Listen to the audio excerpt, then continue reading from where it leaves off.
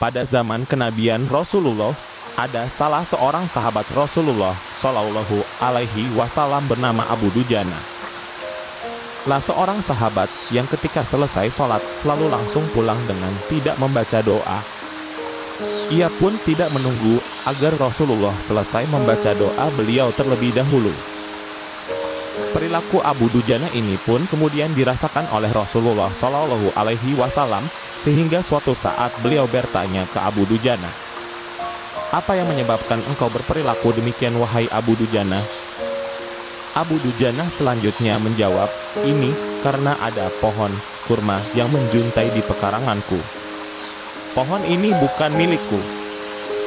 Jadi aku buru-buru membersihkannya dan kurma itu aku serahkan kepada pemiliknya, yakni tetanggaku dalam kurung dikenal sebagai seorang yang munafik.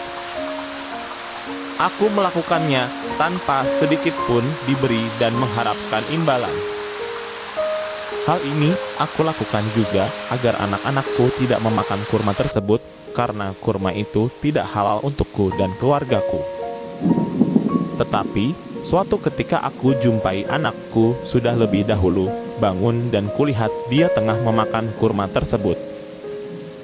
Oleh karena itu, aku datangi anakku dan lekas aku masukkan tanganku agar bisa mengeluarkan kurma tersebut dari mulutnya. Namun, saking kencangnya, anakku menangis berlinangan air mata. Begitulah ya Rasulullah, jelas Abu Dujana." Mendengar kisah itu, Rasulullah Shallallahu Alaihi Wasallam seketika menangis dan kemudian beliau memanggil tokoh munafik tersebut. Kepadanya, Rasulullah berkata, "Maukah engkau jika aku minta kamu menjual pohon kurma yang kamu miliki itu? Aku akan membelinya dengan 10 kali lipat dari harga pohon kurma itu." Pohonnya terbuat dari batu zamrud berwarna biru, disirami dengan emas merah, tangkainya dari mutiara putih. Di situ tersedia bidadari yang cantik jelita sesuai dengan hitungan buah kurma yang ada.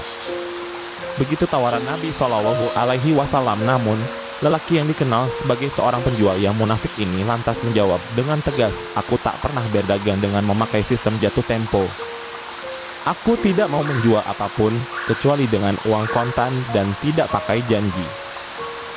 Di tengah proses itu, tiba-tiba Sayyidina Abu Bakar As-Siddiq radhiyallahu anhu datang. Ia lantas berkata, "Ya sudah, aku beli dengan 10 kali lipat dari harga kurma yang paling bagus di kota ini." Mendengar ini, orang munafik tersebut berkata kegirangan, "Baiklah, aku jual pohon ini." Setelah sepakat, Abu Bakar segera menyerahkan pohon kurma kepada Abu Dujana pada saat itu juga. Rasulullah Shallallahu Alaihi Wasallam kemudian bersabda, "Hai Abu Bakar, aku yang menanggung gantinya untukmu." Mendengar sabda Nabi ini, Sayyidina Abu Bakar merespon dengan bergembira bukan main. Begitu pula Abu Dujana.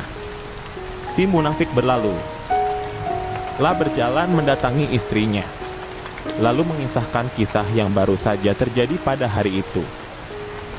"Aku telah mendapat untung banyak hari ini. Aku mendapat 10 pohon kurma yang lebih bagus.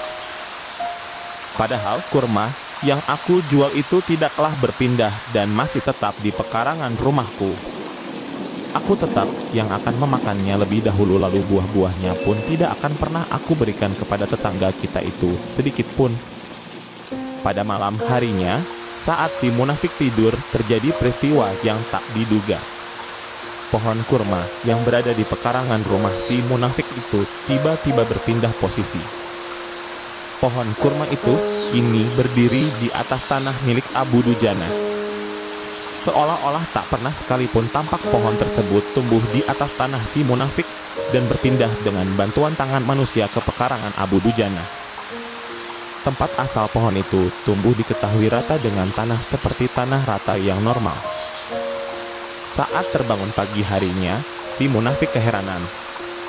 Kisah ini dapat dijadikan sebagai pelajaran bagi kita, yakni betapa hati-hatinya sahabat Rasulullah, Abu Dujana, menjaga diri dan keluarganya dari makanan yang haram.